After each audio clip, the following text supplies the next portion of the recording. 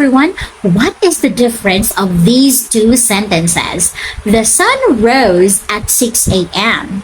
and the sun has risen.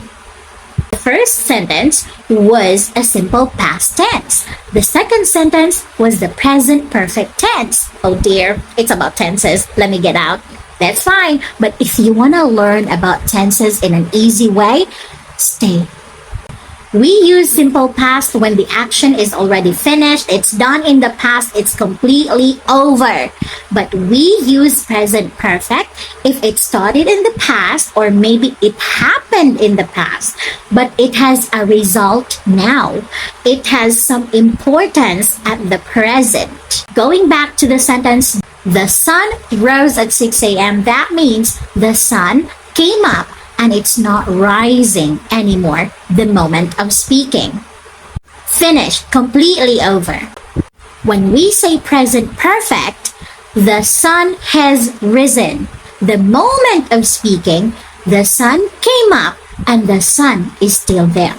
Ben was Lisa's boyfriend when they were teenagers. That means now at the moment of speaking, they're already adults and they are not in a relationship anymore.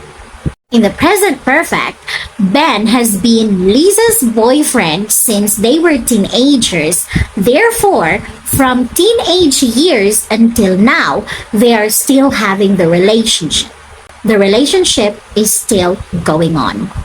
Another example, Diana ran 2 marathons last year. Sorry guys, Diana is my sister.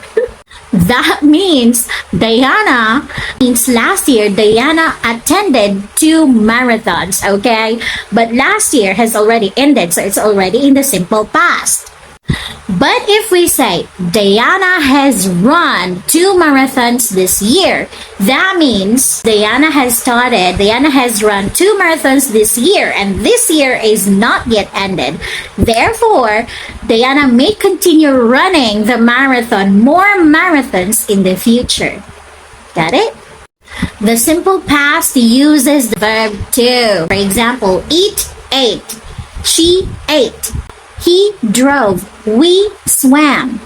But present perfect uses the auxiliary verb has or have depending on the subject. If we are using third person singular, he, she, it, then we will use has. He has driven. Swam.